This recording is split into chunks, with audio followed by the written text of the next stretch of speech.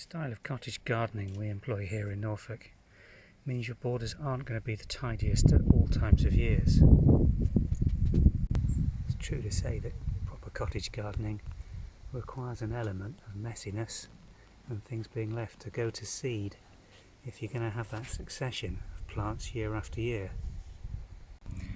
Finding the right balance is some compromise that has to be made.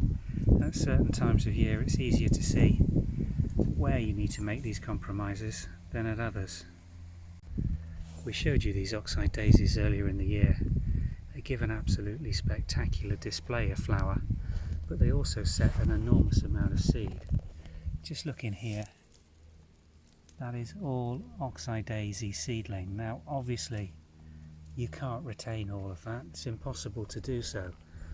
Cottage garden plants, in their very nature, produce thousands and thousands of seedlings, and if you try to retain them all, nothing would grow properly.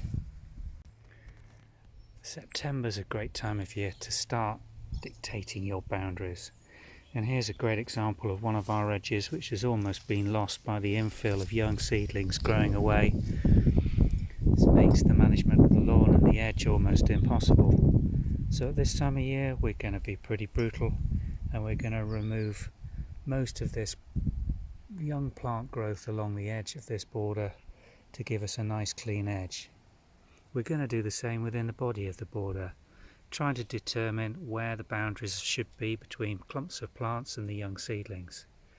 It's a great opportunity to lift little clumps of seedlings and transfer them into areas of the garden where these plants aren't successfully growing currently.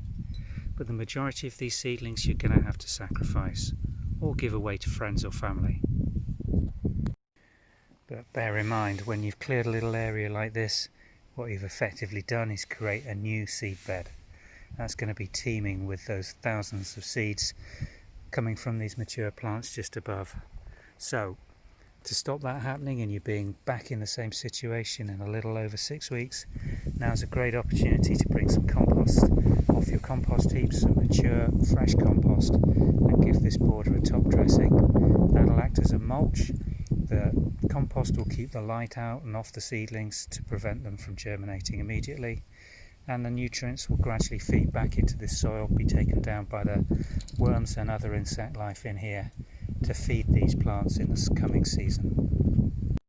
We've done a really nice tidy up on this end of the border now, cutting back all the herbaceous that had finished its flowering for this season, and just tidying back to the core plants that we've got in this border. And we've produced a rather full wheelbarrow full of green material and brown material, dead plant material that we're taking out of this border. And it's vital to remember that everything that you're removing off this plot is taking with it all the nutrients and goodness that allowed this border to produce such a good flush of flower this year. So you've got to put that back, and the best way of putting that back is with good garden compost or well rotted farmyard manure. And we've got some compost that we're now going to go and load this barrow load onto the fresh compost heaps and bring back to spread on this border some lovely new compost as a top dressing.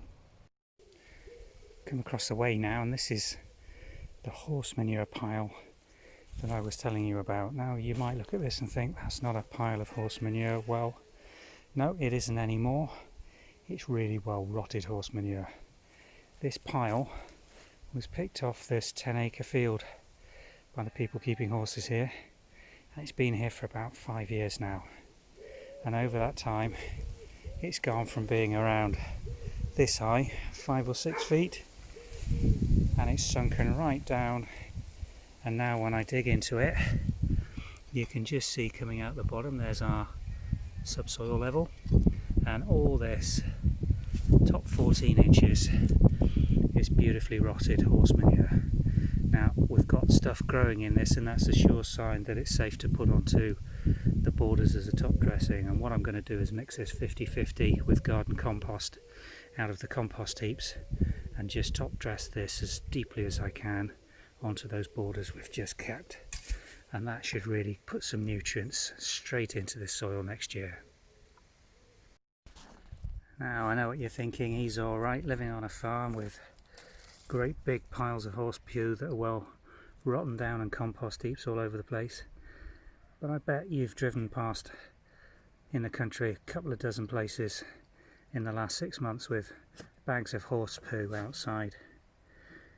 That if that's mixed into your compost heaps in the garden, it'll accelerate the composting process for you extremely quickly and give you this sort of mixture in 4 to 6 months out of your compost heap. And if you haven't got a compost heap and you can't get horse manure or other animal waste products to get good compost yourself at home, then this is of course available commercially at garden centres and farm shops.